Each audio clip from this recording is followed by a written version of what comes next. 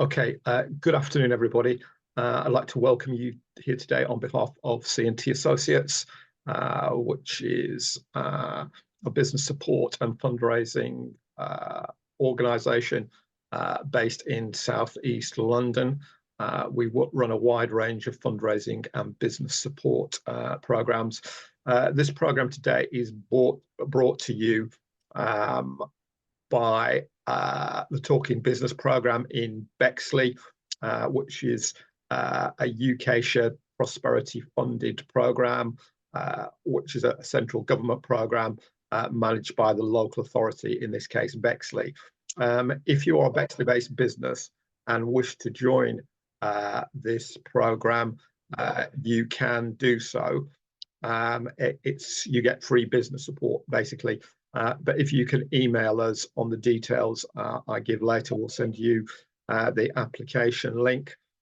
Also, we've just started running a program to support non-profit making businesses or businesses that wish to become a non-profit making business using other legal structures like company limited by guarantee and community interest company. Again, we are providing free business support to such businesses. We like to invite as many people as possible. So if you're outside Greenwich and Bexley, you may be able to get support via a similar program in your area. You need to check your local authority website. With that, we will begin. I'm going to launch a presentation very, very shortly. I would ask people to remain on mute, please. The presentation will last about 35 minutes, and then there will be time for questions and contributions. As you can appreciate, in an hour, you will get an overview on this. We can't go into massive detail, but it will cover all of the main issues around fundraising. So I'm now going to start the presentation shortly. This is being recorded today. It will appear on our YouTube channel probably in about 2 weeks' time once we've edited it. And there are a whole number of other presentations which you might find useful on our YouTube channel. The details are coming up shortly on the presentation. So let's get into this. I'm just going to share the screen. Take the presentation back up to the top.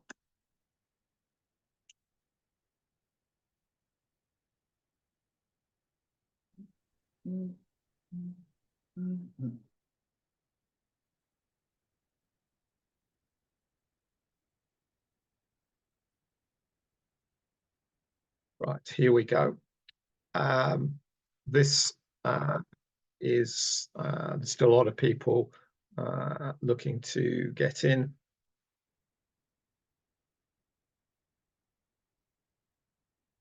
This is a bit more about me to start with. I'm your facilitator today. My name is Gary Parker, and I'm the managing director of C&T Associates, or have been for about 10 years. The company was founded 20 years ago, and we provide a wide range of services in business support, fundraising, and associated training and digital support.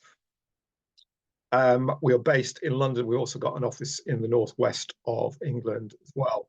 And we've worked over the years, we've worked with over 5,000 businesses, charities, and social enterprises. So we are very experienced in these areas. And we're members of the professional body, Chartered Institute of Fundraising, which relates to fundraising, and a number of other organisations as well too. So let's move on. Here are some of our contact details. I'm on LinkedIn. If you want to link in with me, there's the link. For more information about any of our workshops, you can go onto our website, cntassociates.com. And we've also got a YouTube channel, which I just mentioned. We're also on Twitter and or X as it is now, and Instagram as well. We're going to look at a number of areas. These include finding the right funding, which will come up first, submitting a quality application, then equalities, related issues, social impact, and other issues related to social impact, and then a kind of mini workshop. I'm going to show you some techniques to develop your fundraising experience. So let's move on.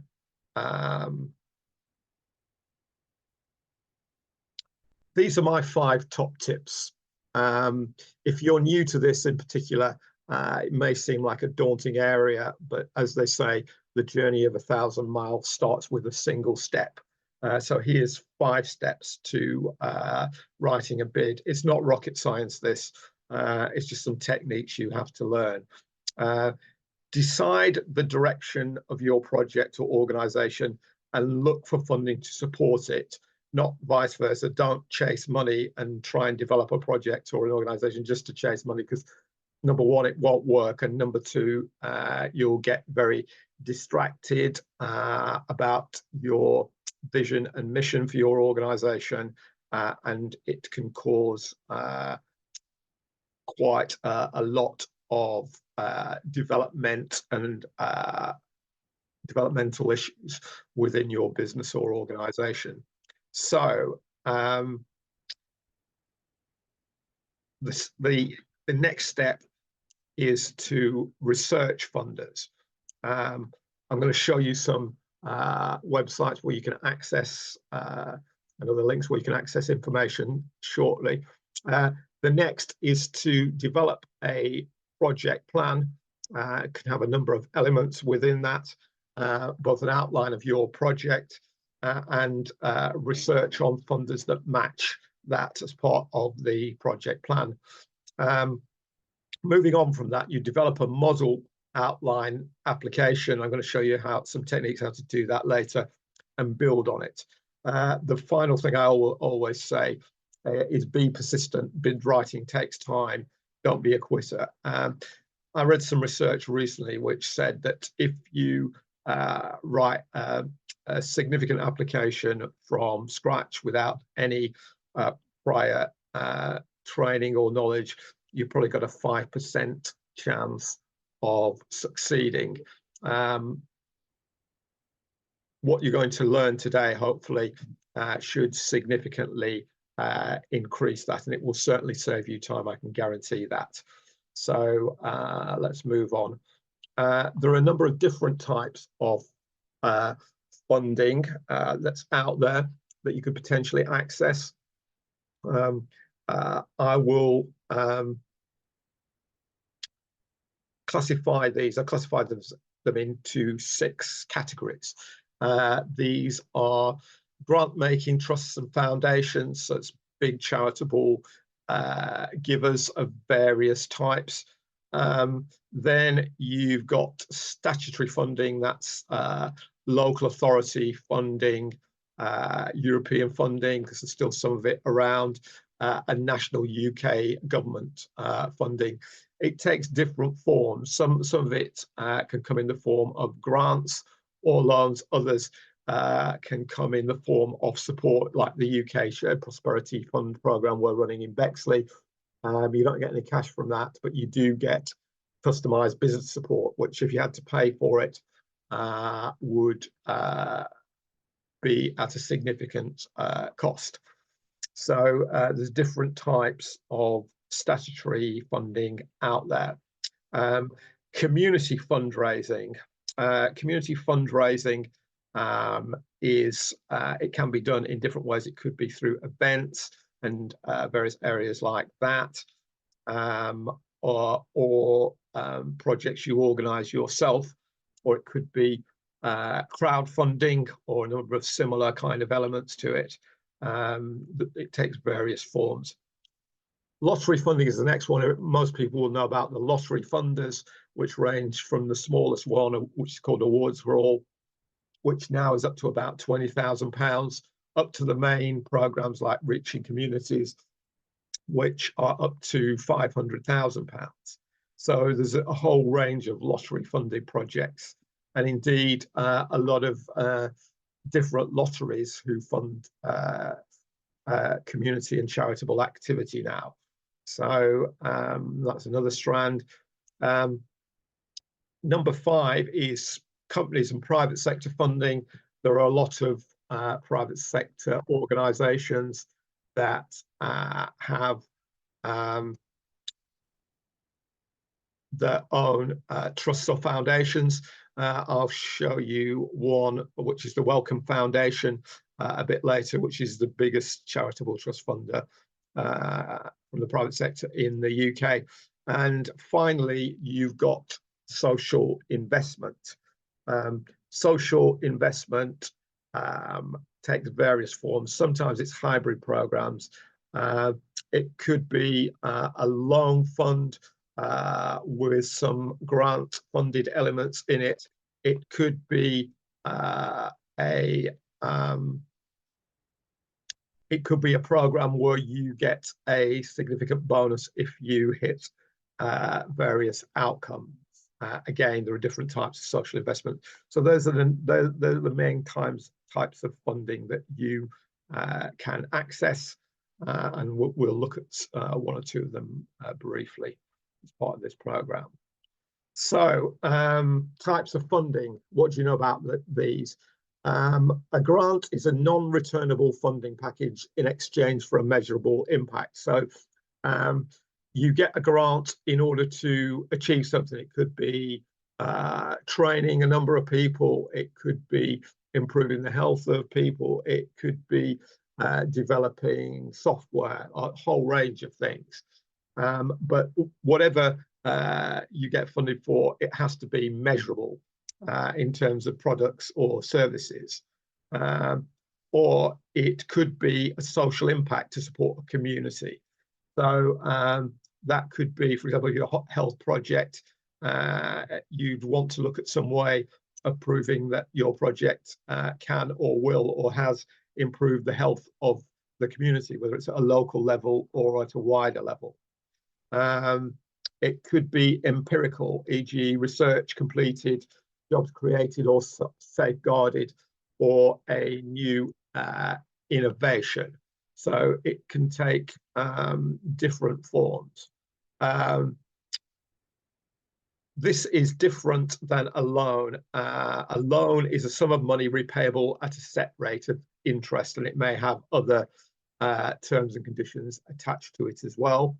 And finally, the other type of funding is crowdfunding, which is takes the form, or often takes the form of either a donation or an investment in a business project or charitable organisation. So those are the 3 main types of funding, just to clarify that. We'll start having a look at by having a look at grant-making trusts. These were specifically established to distribute funds to the community and or good causes. I mean, we've had them in the UK for 1,000 years. They started off helping the families of soldiers in various wars we were involved in the UK and internationally. And these kind of structures have grown since then. They've had a long time to develop their structures. So there's a lot of charities in the UK. They must be charitable activity as specified within the criteria in their trust deed. That's their governing document. So they can't act outside of that governing document criteria. So if there are a project that works with older people, for example, they can't fund projects for very young children unless there's some relationship to older people within the project, and vice versa. So they're very structured and specific in what they can fund and support. Grant-making trusts vary from small grant funding. There's a lot of these about up to £5,000 to very large grants from some charitable trusts, some of the bigger ones, £500,000 plus in some cases for some projects. Assessment times do vary. Smaller funds will often come back quicker, but you need to allow, because a lot of our clients are often surprised by this, assessment times can take for charities from 3 months to a year, because they have a process to go through of assessment, and then the board of trustees of the organisation have to ratify any decisions made, and they may not meet that often. A lot meet quarterly. Some of the very big ones meet monthly. Others might meet every 6 months, or some every year. But until they've ratified the grants to be awarded, you have to wait. And there's not much that you can do to affect that, because it's a legal requirement of the governing document of the organisation. Like projects which make money go further by levering in other funds. So they're like projects where if you've got funding already, they can match it. Some of the larger trusts may be prepared to take risks and support hard to fund projects. So these are often projects that are not popular with some sections of the public for whatever reason. Some of these charitable trusts may and do take risks to support hard to fund projects. In fact, that's their remit. I've given 2 examples here that you might want to look at. One is a website called myfundingcentral.co.uk, and the other is the Global Fund for Women, which obviously funds, this is an international fund that funds projects for and managed by women-led organisations. So 2 very different ones there, but they both have a lot of information about charitable trust grants. Who are these charitable trust funders, and how much do they give out? There are a range of organisations that are doing this. The biggest one in the UK is called the Wellcome Foundation, and that gives out £800 million a year currently, because Wellcome Foundation are a big drug company, and they've got significant financial resources, and they've got a major donation program which lasts till 2030, I believe. More about that later. The second group, statutory funders, include local authorities, health authorities, government funds, grants, and European funds where they are available. Grants are given to further the statutory funders' objectives. So, in other words, if they've got a specific remit, if they want to achieve something in a local area like better health, they will often work with other organisations like the NHS to develop funding projects to support community organisations that and others and businesses that can achieve those objectives, whatever they are. These are longer and larger grants than charitable trusts, often, and more likely to fund core costs. That is the basic running costs of your business or organisation, but they are more bureaucratic and inflexible. Unless you meet their aims and priorities, it's going to be difficult to get funding from them, and you can't submit unsolicited applications like you can with some charitable trusts. It's usually part of a defined program. The application process might be complicated and drawn out with more than one stage. There will be guidelines and support for applicants. This is often online these days, or you can ask them questions via an online portal. If you want more information about this, then you can contact your local authority or your local health services organisation. Here's some useful websites for this. My Funding Central is one. Grants Online I would recommend, although there is a paywall on both of those, but you can still get certain levels of free access. The final one is central government's portal, gov.uk. If you go onto that and search for business support, you'll find a lot of information on statutory funders. So let's move on. The next group is lottery funders. These range from awards for all, which is one of the biggest ones. That's grant funding up to £20,000. And then you've got other strands that are funded by the lottery. For example, arts projects are funded by awards for all funding for arts-related projects. Heritage funding, which is often around buildings and premises, but not exclusively. There are some community projects around that they fund as well. People often forget that. The big lottery itself, which funds a range of general projects, but doesn't fund arts, culture or heritage or sport. Sport England has some lottery funding as well, which they often match fund themselves, because Sport England have often got some significant funding.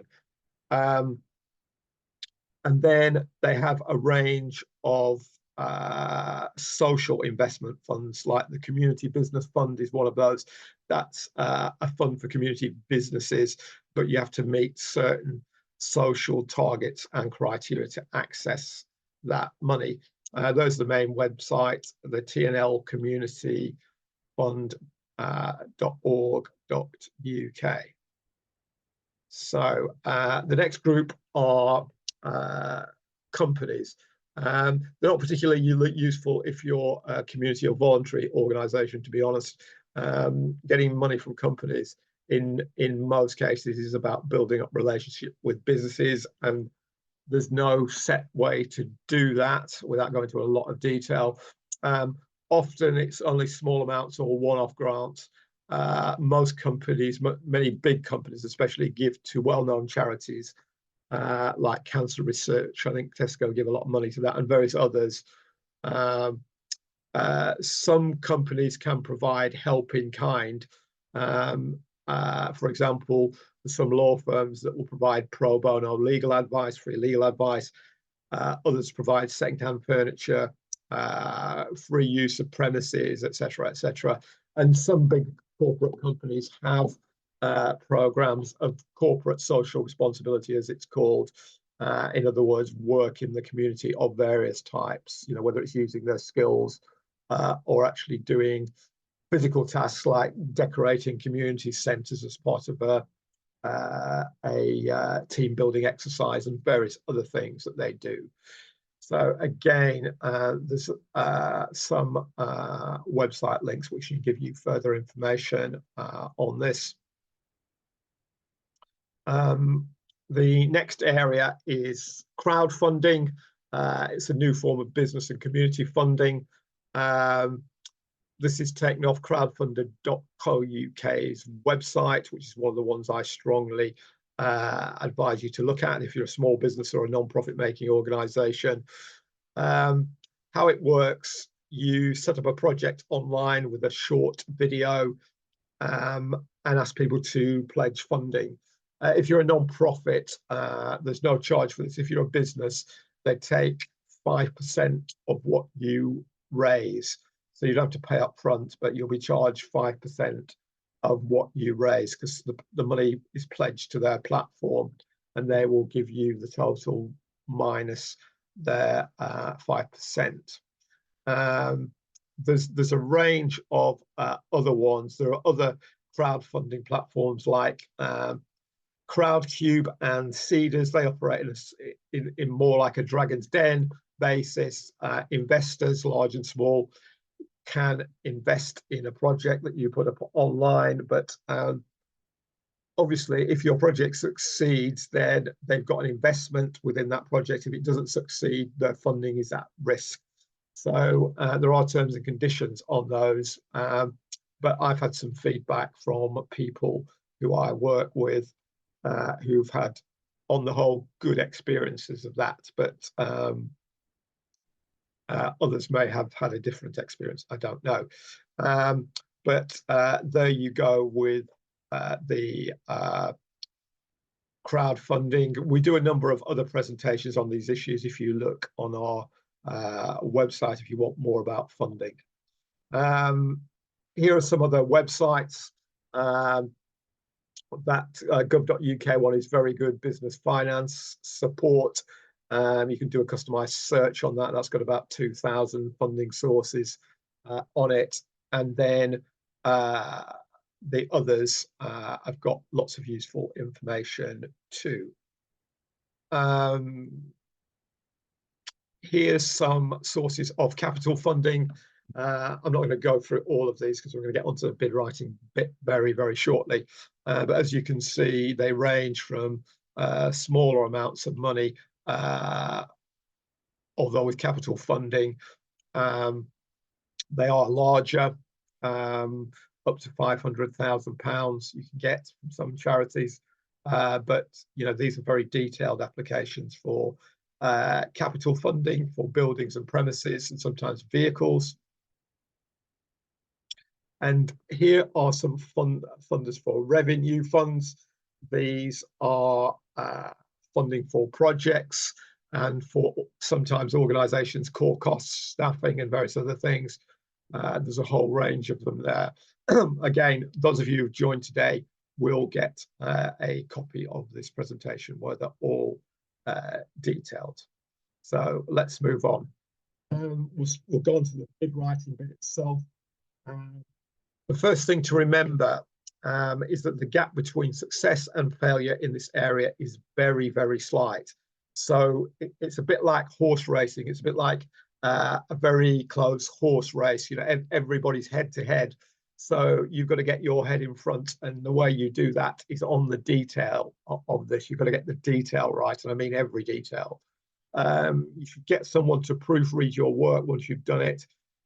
If they understand it, you're on the right track. We give it to project applications or funding applications to other staff in here who have no knowledge of the bid or project that you're writing. And if they understand it, then I've done my job, they've done their job, because you need to keep things clear and simple. Remember, you could be competing against hundreds of organisations for funding, so you need to be concise. Many funding applications, each section is, on a lot of major ones, the lottery is a good example, no more than 500 words. So you need to get it right. Most bids fail for two reasons, and you might be surprised by this. One is they missed the deadline, and the other is they're not signed, because some funding bids you have to either give an electronic signature or an actual signature. The reason for that is, like I said earlier, particularly with grant funding, you're bound to terms and conditions. So if you're not signing up for that, then you're not taking on the terms and conditions. So you have to make sure you sign it. Again, lottery is a good example of that. You have to specifically state that you accept the terms and conditions of the funding. Before you begin, decide on your project idea. What does your project wish to achieve? Who will benefit from it? So who will the beneficiaries be? And what services will you offer? What area you work in? That's quite important, because most funders, statutory or otherwise, are the location bound, whether it's a national boundary, a regional boundary, a city boundary, or a local borough boundary. So you need to focus on these key areas. Who will the beneficiaries be? Who will benefit from the project? What services will you offer? And what area will you work in? So all of those, very important. Then you've got your description of activities. These are the individual description of individual steps required to achieve objectives. So if you're running an IT training course, for example, you would break that down into the main or core elements. Here's an example: 5 12-week courses, each comprising 1 hour individual guided learning sessions, 4 1-hour group sessions, 4 1-hour tutorials, and 4 to 6 hours open learning with access to IT facilities. If the application sections are have low word limitations, then you can bullet point it. You can use bullet points anyway, but you can abbreviate like this. If you haven't got many words to within the section that you are completing. So it's very, very important, like I said earlier, to be concise and clear. You'll also have to detail the resources of the project. These include both human capital and other materials and resources. So these might include, this is not a definitive list, but this is certainly some of the most important ones: staffing, or in the case of some projects, freelance staff delivering particular things, premises, volunteers or interns, materials, and administrative support.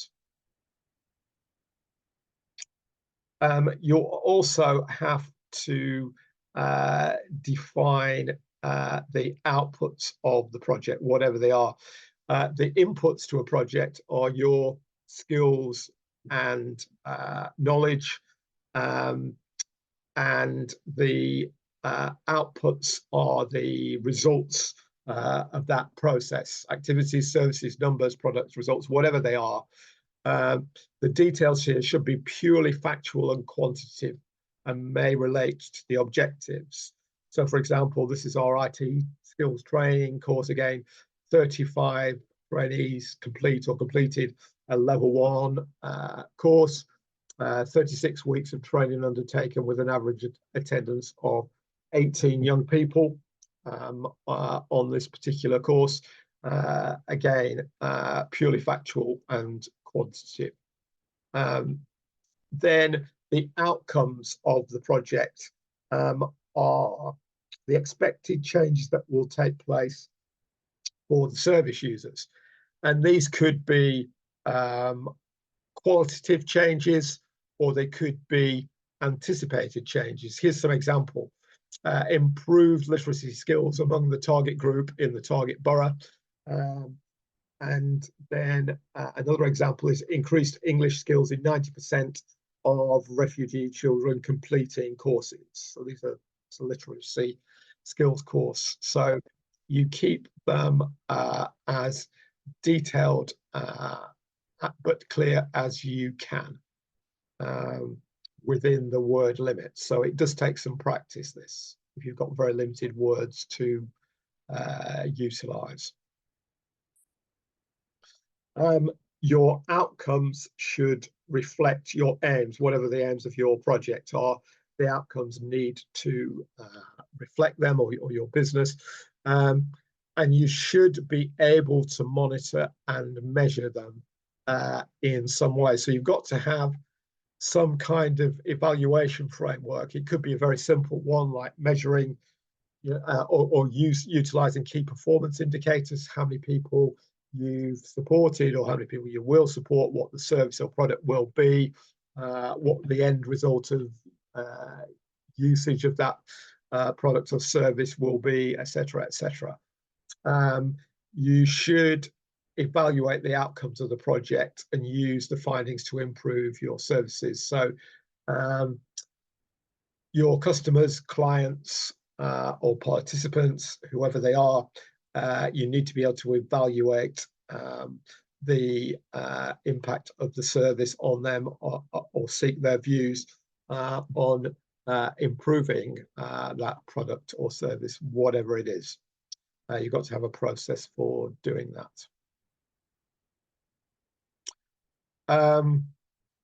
One of the things that you will often be asked about is to prove the need for your project, whatever it is, whether it's a product or a service. So you need to get access to relevant statistical information. So where do you get that relevant statistical information? You can start with your own research. That's a good place. If you've got any statistics about previous products or services, or if you've surveyed your customers or clients, that is a good place to start. But there are other things that you'll need, particularly around proof. If you're a social project, you've got to prove the need. But even if you're producing products, you've got to produce evidence of the need for that. So you need to get relevant statistical information. So here are some sources of that. Your local authority will often have gateways to statistical information. Your local health organisation, whoever it is, they're called care pathways now, I think. And you've also got the NHS that has a lot of information, often about localised information in your area. And one of the other main ones is the ONS, the Office for National Statistics. I'm signed up to their site, and I get emails every 2 days with a whole range of statistics. Obviously, a lot of these come up via the last census, but they collect statistics from all government departments. So there's a lot of information about businesses and charitable organisations, but there are other sources of information, but we'll leave that one for another day. On that. So let's have a look at some key points to remember when submitting a funding application.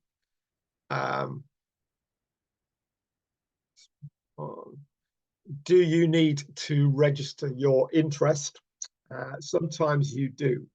And what happens is sometimes tenders or documents are only sent to those people who register.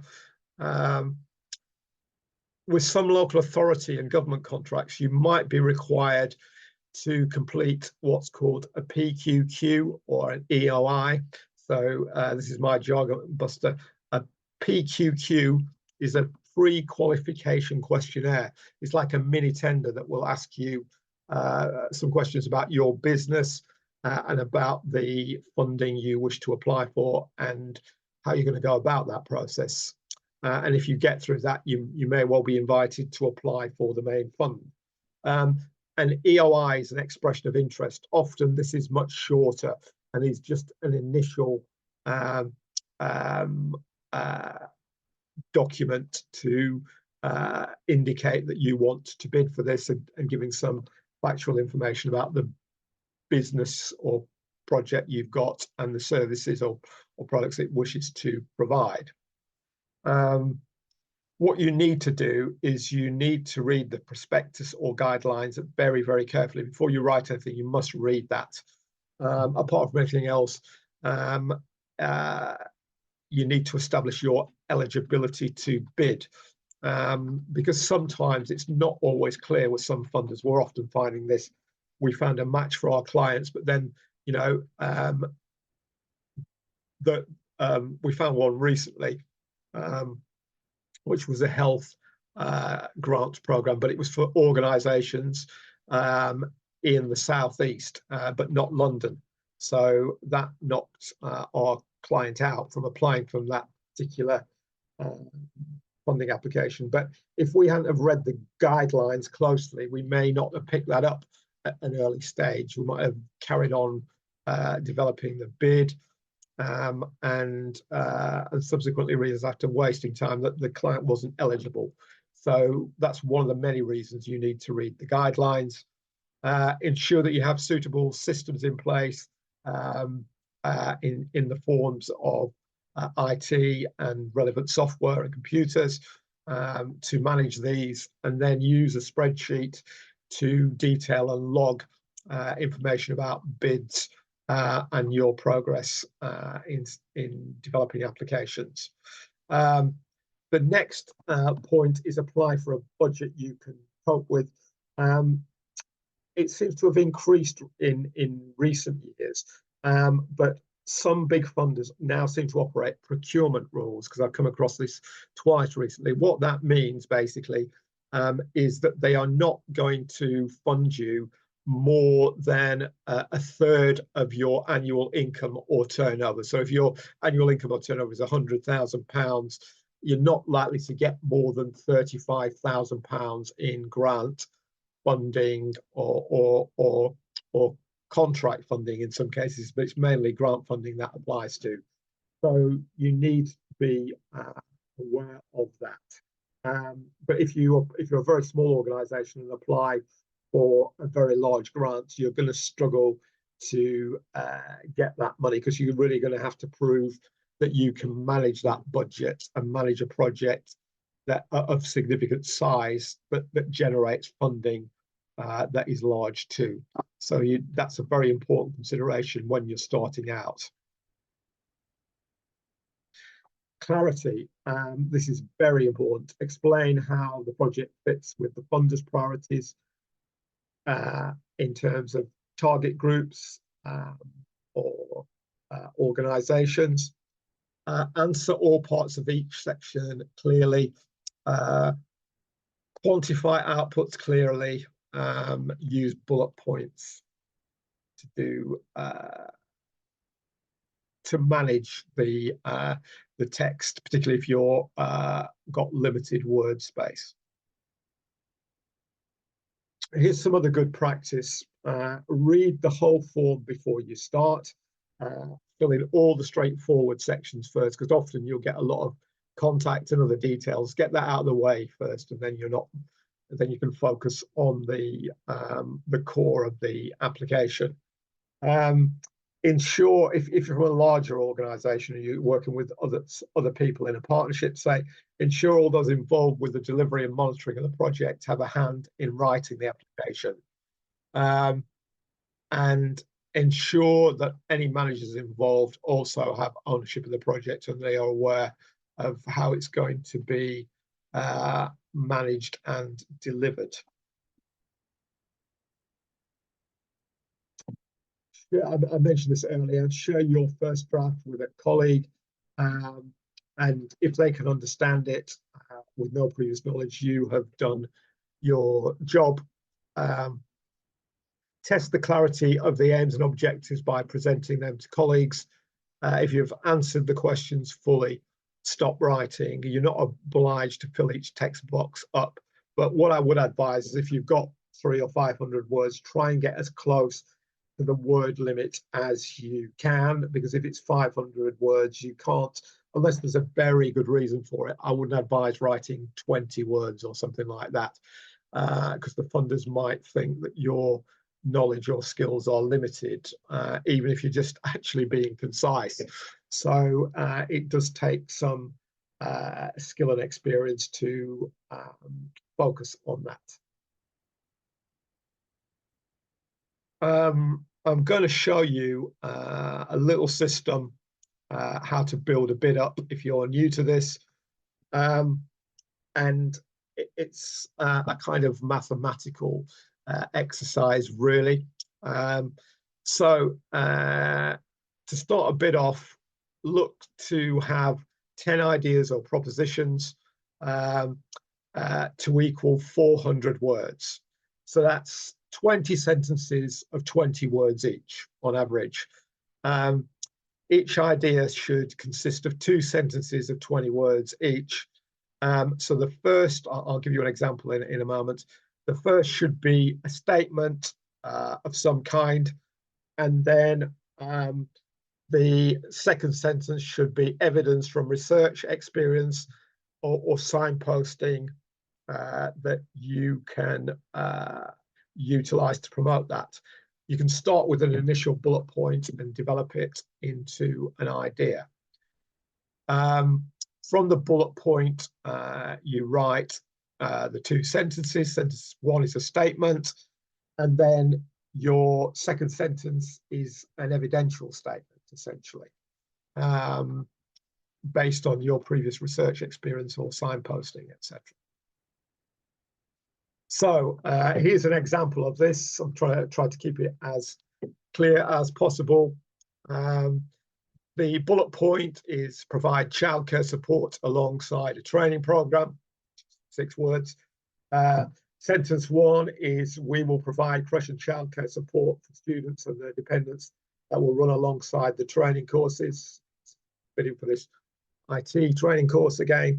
And sentence 2 is previous research, and if you've got space, you can quote it there, shows that this helps needs to be available both before and after training to ensure students' full commitment. Or you could cite your own statistics or some other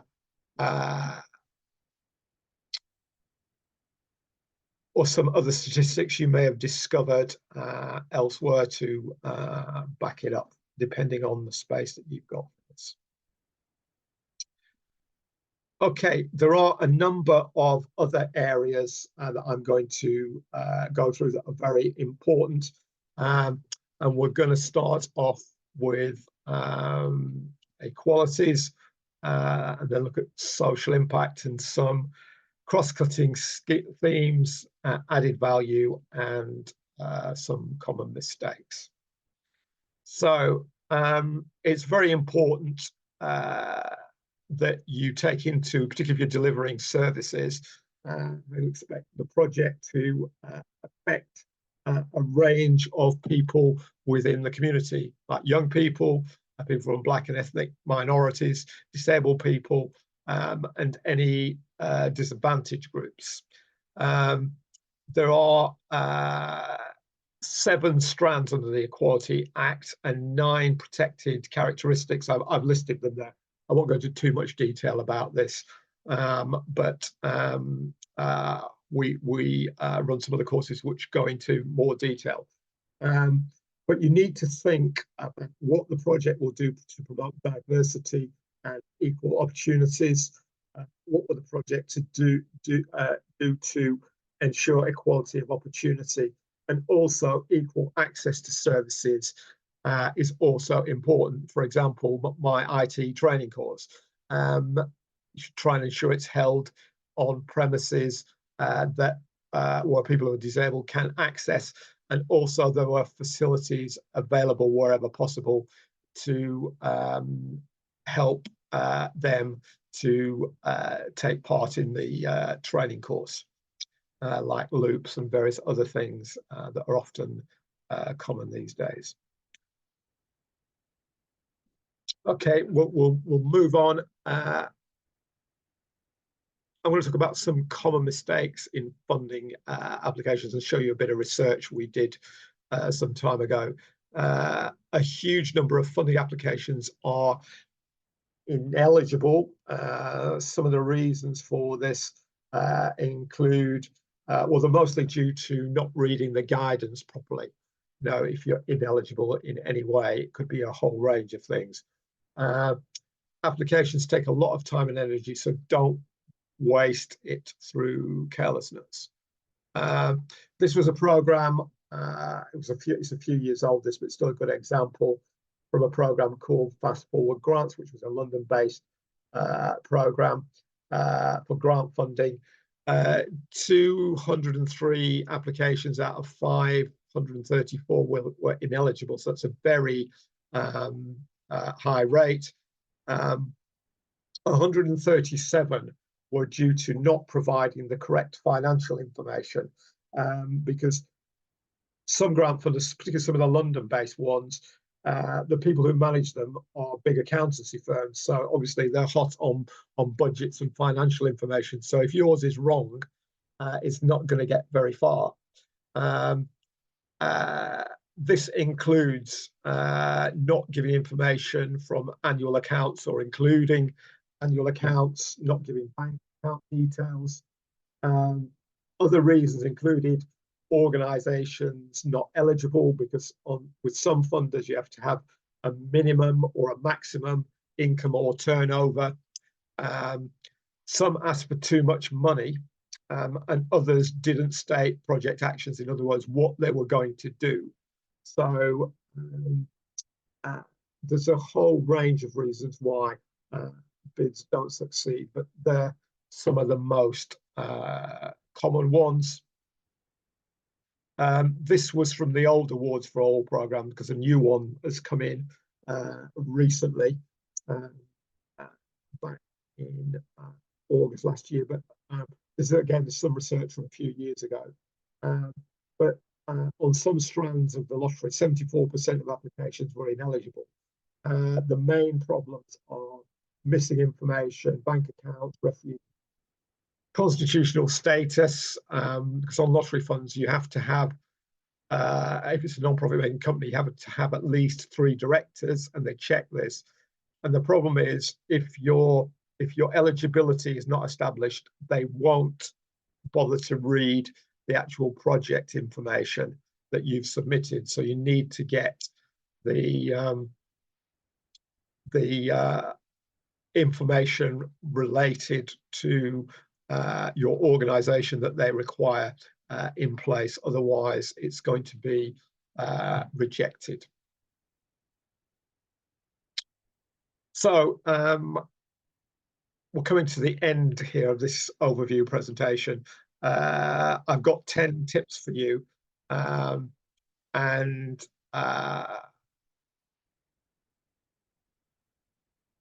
use these for reference. Remember, it takes time to build up these skills. There are many sources of help to support your work. So there's a lot online. We've got a YouTube channel. Please subscribe and like it if you do like it. So here are my top 10 tips. It's essential that the funding criteria is carefully read before deciding whether to apply. So whether you're eligible, whether it's feasible. Make sure that you think through exactly how the project will be managed and how the work will progress. Number 3, make sure you are clear about the funding conditions and that you're able to meet these. So for example, easy one is the lottery. You've got to spend the money within a year or 2-year period. If you don't, that will be an issue, and they may even claw money back. So you've got to spend it with a specified time. If you can't meet that condition, then you shouldn't be applying. Funders are increasingly likely to ask what difference your service will make to people's lives. So that's the social impact. Even with private sector projects, government funders are often asking question in a slightly different way. I won't go into now, but this is the core of it. So you need to have some measure of the impact of your product or service wherever you can. It is advisable to have a credible exit or succession strategy for the project. In other words, what happens when the project ends?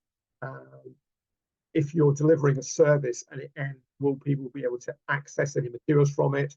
I mean, one of the ways you can do that is if you've got a website, use your website so people can access tools and resources beyond the lifetime and during the lifetime of your project.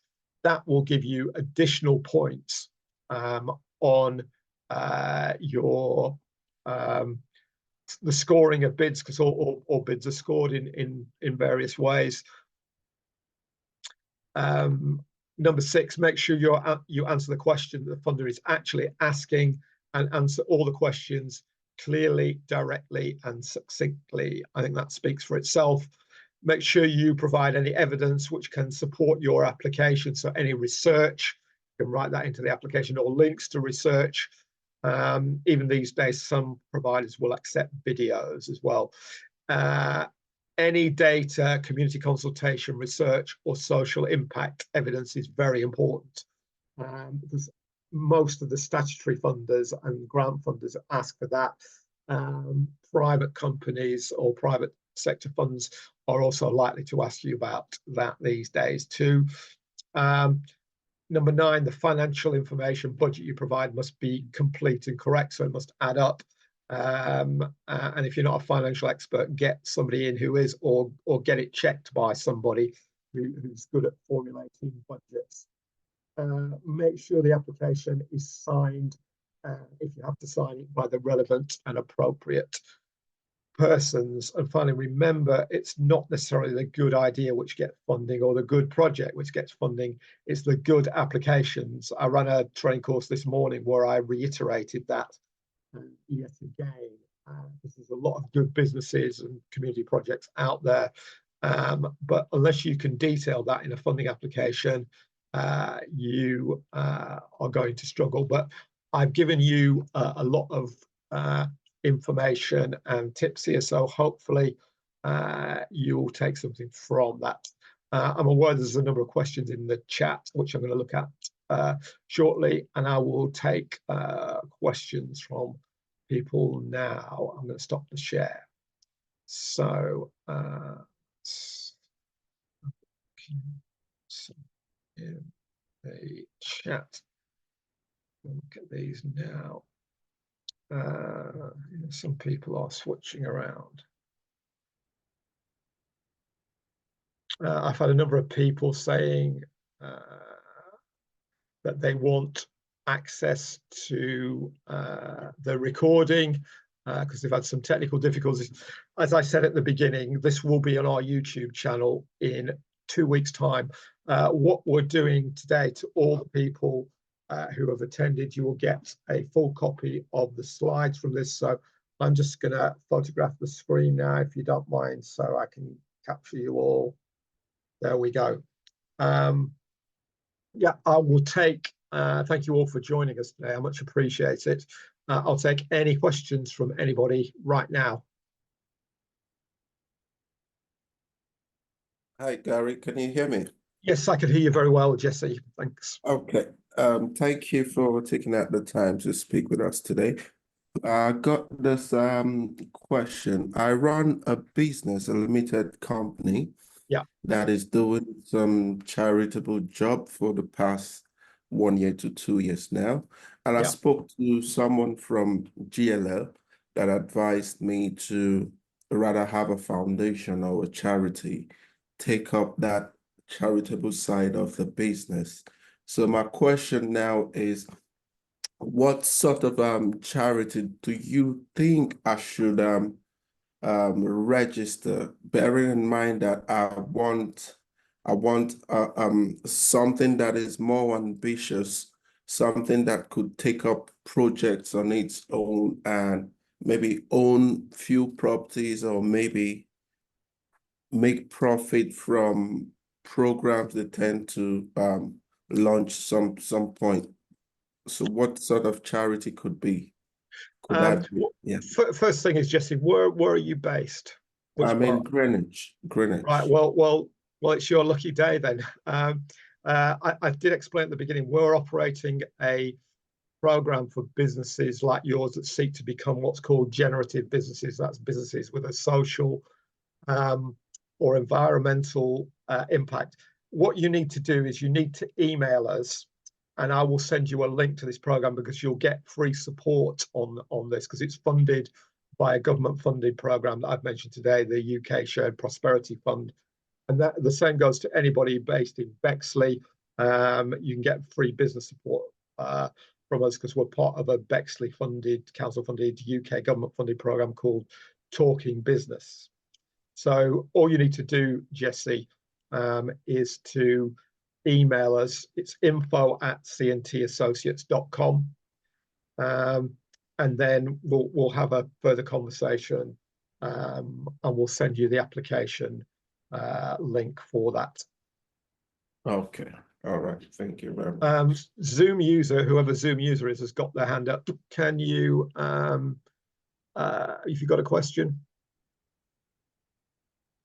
Yes, I think it might be me. My name Yeah. is Isabel. I thank you for your talk, and I would like to ask you, I have two businesses. One is I teach art classes locally in Slough, and Yeah. the other one is I'm a hypnotherapist. So I give sessions for people that with all sorts of conditions. I would like to create social enterprise, well, to help people, mainly I would say with the mental problem issues, and I don't know who to approach for an idea, kind of an angel, an advisor, so to bounce back ideas with, and to see what I could mean, do. Again, sorry, I didn't quite catch your name. Isabel. Yeah. If you email us, we can have a conversation, because this is something we can help you with. Unfortunately, because you're not based in our local area, we can help you, but charges would apply. We can have a conversation about that, but I'm quite happy to have an initial conversation with you, and we can take it from there. I may be able to refer you to somebody locally, possibly, I don't know. But again, if you contact us, we can do that. I think I'll put our email address. Yes, thank you very much. You know what? I thought this was related to Slough voluntary sector, but this is something different. Yeah, you are from a different. No, we're nowhere near Slough. We're in southeast London. Oh, right. Okay. Because I thought they said I could join this one, but yeah, okay. You can. We've opened it up to anybody, but I've been to Slough. I know where it is. Yes. It's not that hard for us to get there now, thanks to the Elizabeth line as well. So yes. Yeah, if you want to get in touch with us, I'm sure I can be of help. Chester. So, excuse me. So you put in there an email I'll put it in address? the chat. Yeah. In the chat. You have, or you're going to? No, I'm going to. Oh, you're going to. Okay. Well, thank you very much. So you might be able to, or someone guide me. What do I need to do or contact? Thank you. Yes. Yeah. Just going to put it in. Excuse me for a second. It's info@CNT.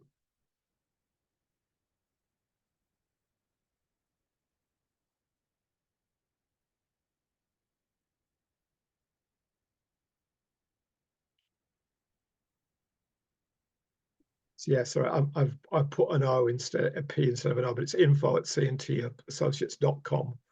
This screen is very small. Okay, Chester.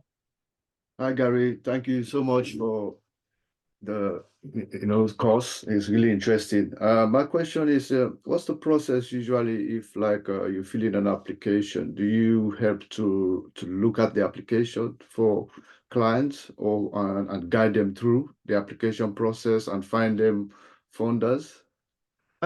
Yeah, I mean, if you look at our website, cntassociates.com, we give, there's a number of packages on there. Yeah, we provide a full bid writing service. We prefer to run programs like the ones we got in Bexley and Greenwich, where a government organization or a local authority or somebody else pays for it, and then people get free services. But that's not always possible, unfortunately. So there would be a cost attached to it. But yeah, we help people with all stages of this. You're all on our mailing list, so you just need to email us for details, or there's some packages on the website. If you look on the homepage, it says visit our store, and they're all on there basically. some, well, a range of packages, but not all on there. Thank you. Do you suggest, Kelly said, do you suggest a bid writer if you struggle to write applications? The best thing to do, and I may be putting myself out of work here, is to learn to do it yourself. That's why we do a lot of training for people, because we've had small clients. Like I've worked with a woman, she was a lone parent on benefits, but she set up an organization to work with other parents. It's a non-profit making organization, and she initially she came on some government funded programs that we were running. Then she paid us to do some bid writing and support for her as well, and that succeeded. But now we work on bigger applications together because she's learned all the skills herself, and she can apply in her own right, which is good for a lot of smaller bids. Because, for example, you just got £2,000 from the KFC Foundation. It wasn't a hard application to write. It was like 2 pages or something. So if you get the skills, you can apply for lots of small grants like that. It doesn't have to be big money, but they all add up. So that is my advice to Kelly, if you can. I mean, you know, there are organizations like us that can do that. Somebody else is asking, are your grants about social science without engineering? I'm not quite sure what you mean about that, but again, there are potentially grants in both of those areas. Another question, this is a very good question. How do you protect your IP when submitting your project idea for bids? I think it depends what it is. The best way was one of the, I gave a link to the British Library. If you go onto their website, the British Library website, and there is a section called Business and IP section, Intellectual Property section, which is free and get some advice from them. That particularly happens to tech projects. But if you're applying to big funders like Innovate UK, which is the biggest tech funder in the UK, that's a government funded organization. So they are bound by you know, all the usual GDPR and other regulations. So that's okay. Karen, you've got a question. Hi, Gary, can you hear me? Yes, yes. Yes, I can hear you. There was a bit of feedback there, Karen.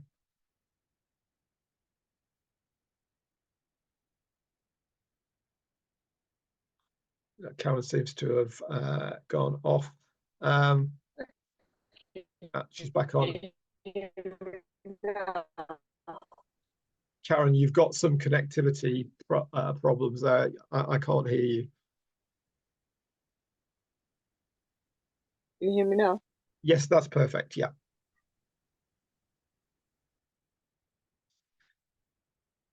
Yeah, you've put yourself on silent now, Karen.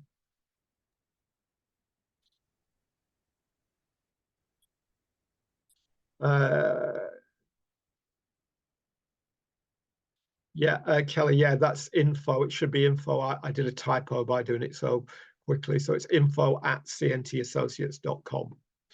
I would like some info on doing some courses like that for bid writing if you have any sites to go to. I think you need to email us to be specific.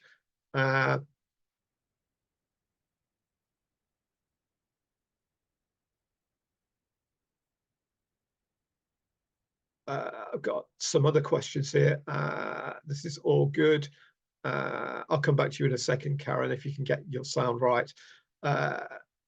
Somebody's written, you are doing training for writing applications, for example, ERC starting grant, university research fellowship. That's not an area that we would specifically cover because we write applications for products or services. It could be to a charity, it could be to a government funder, it could be to a private business. But that's a rather different application. That's almost like writing a job application in a sense, although I know it's very different. You need to seek out a specialist for that, I would say. Somebody else has asked, do you have a resource that provides the names of organizations that provide grants for plant studies for medicinal use? That's a very specific inquiry. What we have got is we've got on our YouTube channel, and again, I would urge you all to go on that. There's a link on our email signature.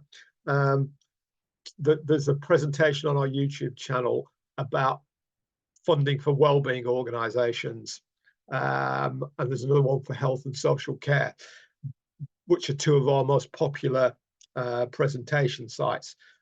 Look at that, and that should cover some of those areas. There's an organization called UKRI. If you want to Google that, UK Research and Innovation, and that's got a lot of information on some of the areas that you've mentioned there. Karen, are you back? Can you hear me? Yeah, I can hear you. Okay, sorry about that. Okay, I've got a couple of questions. If you're Sure. a completely new project, Yeah. and you haven't got a premises, Yeah. is it possible to get funding for that? For premises? Yeah. Well, there are Fund a some. project.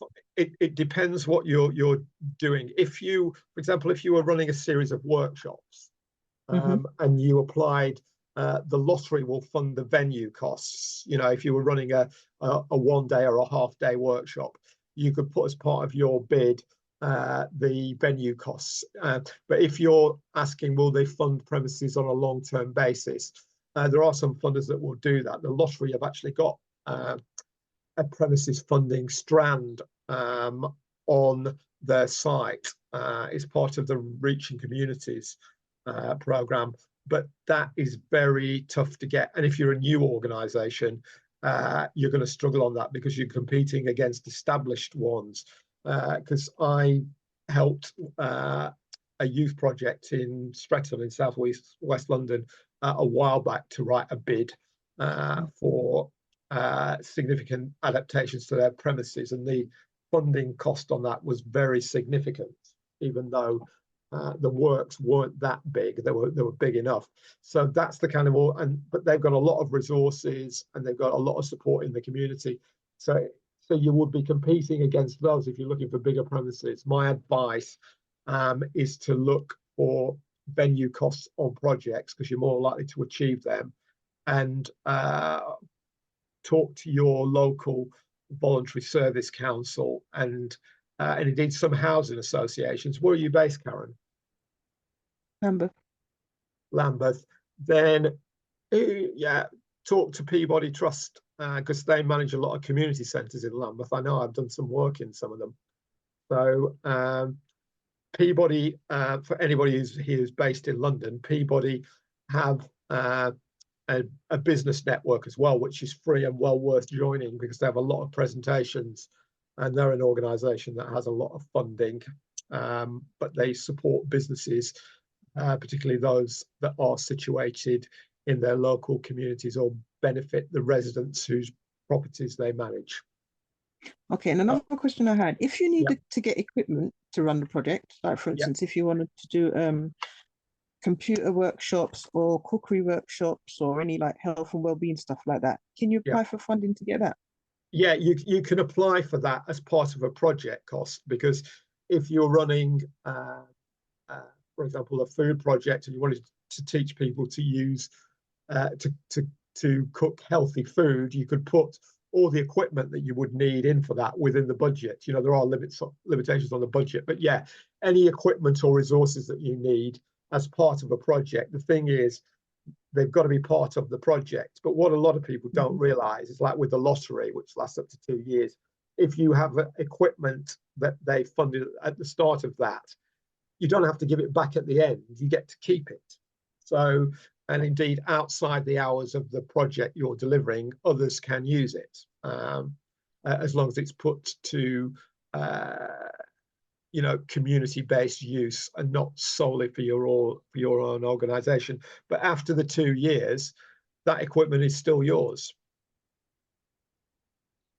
Okay, thanks. I'm thinking of doing a computer thing, but obviously I don't Yes, have money then you to could buy put software and computers. You know, if you're running events, you know, you could put in your bids some money for laptops or iPads, whatever, as long as you can justify it as part of the project. Okay, thank you very much. Okay, have we got any other questions? Thank you all for your questions today.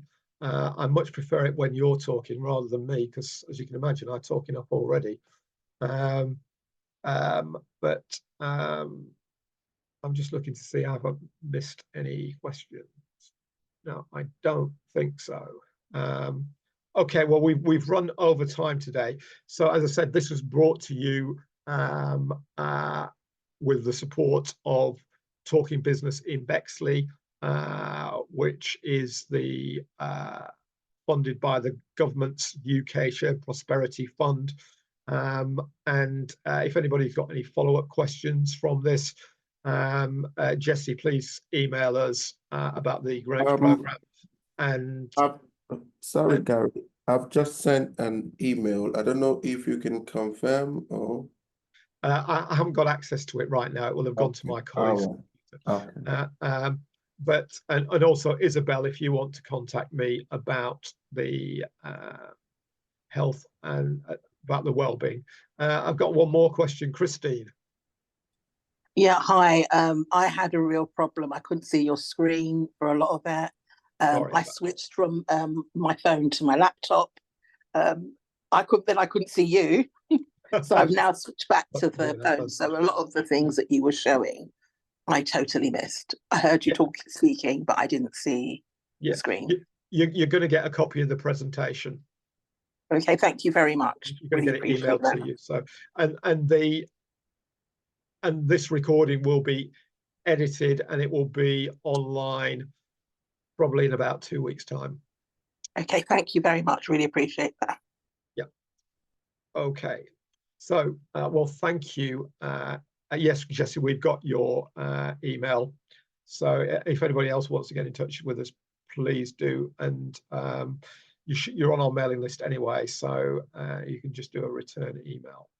Thank you for joining us today. The next presentation that we've got is on the 18th of April, and it's about support for women-led businesses, which will be run by some of my colleagues, Michelle and Sybil, amongst others.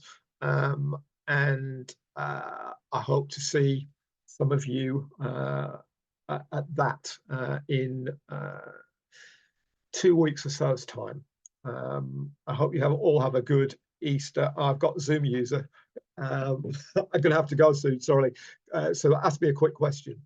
Yes, I wanted to ask you, is Isabel again, Gary? I wanted to ask you, this help for women's businesses is again for London or is in general? Or no, it's general.